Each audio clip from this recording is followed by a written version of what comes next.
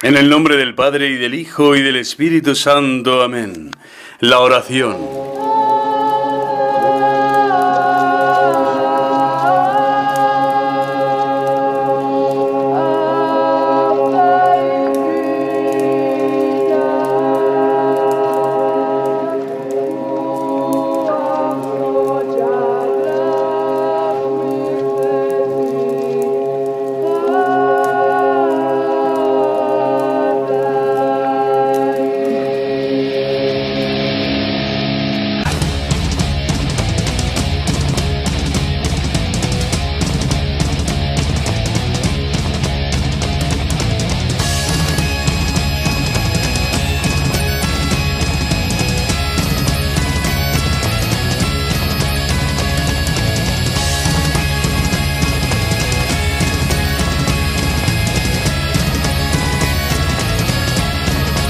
La tradición clásica cristiana, que se inspira en ambos testamentos por encima de toda definición de Dios, expresada en los diversos lenguajes, reconoce la oración como un arquetipo e idea primordial de la relación entre el hombre y Dios. Y es el elemento fundamental de la Biblia, la oración como alianza. La Biblia se presenta como iniciativa gratuita del Dios Ágape, que establece con el hombre y la mujer un pacto de amistad para hacerlos hijos de su amor, don primordial de Dios, que se mantiene a pesar de la infidelidad del hombre. Más aún, con el pecado, la relación con el Dios de la revelación bíblica alcanza una profundidad dialógica cada vez mayor, hasta llegar a una ternura que va más allá de toda configuración histórica, que no sea también una experiencia mística y profética de la misma alianza de amor.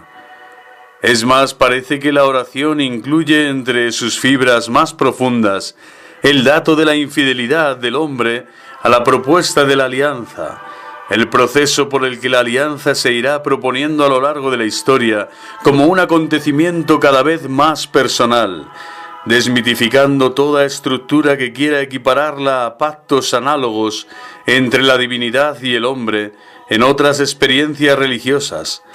Este proceso de interiorización de la alianza bíblica estará cada vez más ligado a la posibilidad de transgresión del hombre.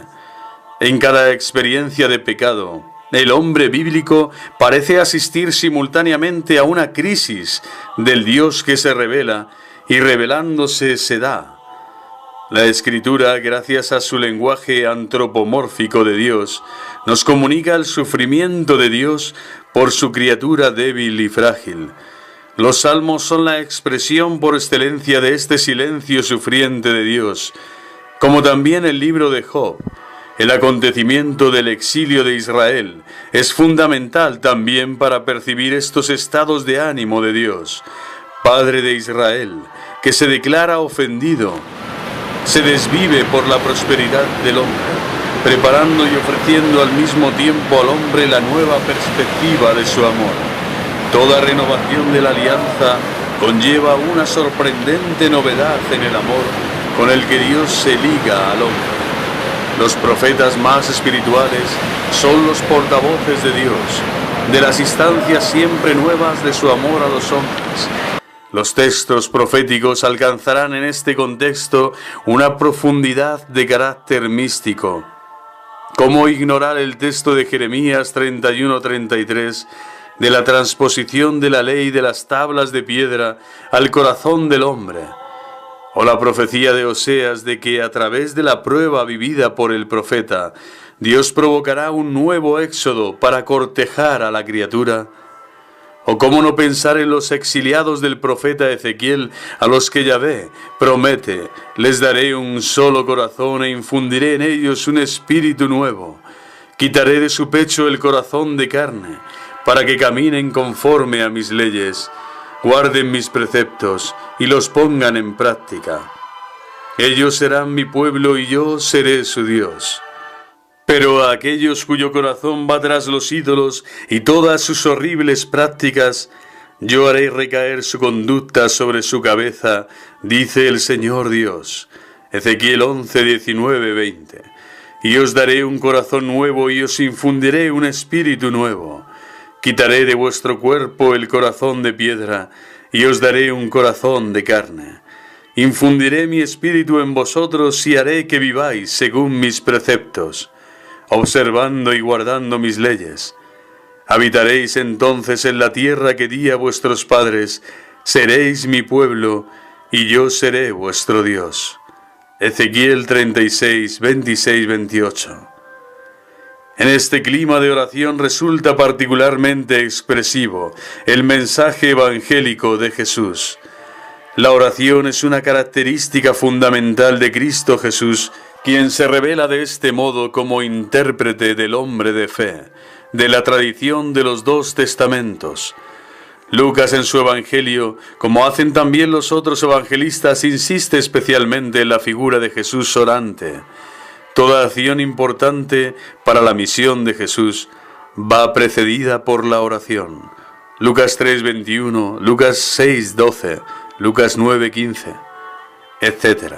La enseñanza lucana subraya fuertemente la oración. En el capítulo 2 el evangelista se muestra particularmente atento a este proceso de la fe que llamamos oración. La insistencia en la oración hasta la importunidad parece un tema querido a Lucas. La oración en Lucas se expresa a través de la pobreza del corazón, en las parábolas del juez inicuo y de la viuda importuna. Lucas 18. Los sinópticos resaltan unánimemente el momento decisivo de la oración en la narración de la agonía de Jesús. Marcos 14, 22, Mateo 26, 36 y siguientes, Lucas 22, 39 y siguientes. Lucas se muestra particularmente atento a la relación entre palabra de Dios, escucha y oración, hasta la caridad perfecta, que más adelante será llamada también experiencia mística, abierta a la evangelización y al testimonio. La experiencia de los dos discípulos en el camino de Emaús, la tarde de la Pascua, resulta particularmente emblemática, como propuesta de la espiritualidad pascual en el camino de fe. Dos discípulos caminan conversando sobre todo lo que ha acontecido. Lucas hace notar que eran incapaces de reconocer a Jesús, que se había unido a ellos como un caminante más. Su conversación transcurría a modo de crónica de cuanto había ocurrido en Jerusalén aquellos días, según perspectivas mesiánicas, no conforme al anuncio de Jesús. Las intervenciones del caminante Jesús remitían al núcleo bíblico de los cantos del siervo sufriente, y Jesús, aceptando su invitación a pasar la noche con ellos, se revela al partir el pan, pero desaparece de su vista. El eje de nuestro comentario es la fe. El comentario de los dos discípulos es importante para hacer que surja la oración y la escucha de la palabra como alimento espiritual en el camino de la conversión evangélica del hombre. Se puso a la mesa con ellos, tomó el pan, lo bendijo, lo partió y se lo dio. Entonces sus ojos se abrieron y lo reconocieron, pero él desapareció de su lado. Y se dijeron uno a otro, no ardía nuestro corazón, mientras nos hablaba en el camino y nos explicaba las Escrituras. Se levantaron inmediatamente, volvieron a Jerusalén y encontraron reunidos a los 11 y a sus compañeros. Lucas 24, 30, 33. Jesús resucitado se presenta como clave hermenéutica para comprender las Escrituras y hacer de ellas el principal método de oración. Tal es el sentido del texto con el que concluye el Evangelio de Lucas. Entonces les abrió la mente a los apóstoles en el cenáculo para que comprendiesen las Escrituras. No es casualidad que la tradición cristiana desde su origen haya heredado este método de oración profundamente ligado a la escucha de la palabra. Brotará así una experiencia de oración expresada a través de la lectio, la meditatio, la oratio, la contemplatio y la evangelizatio. Dominus vobiscum, benedicat vos omnipotens Deus, Pater et Filius et Spiritus Sanctus. Amen.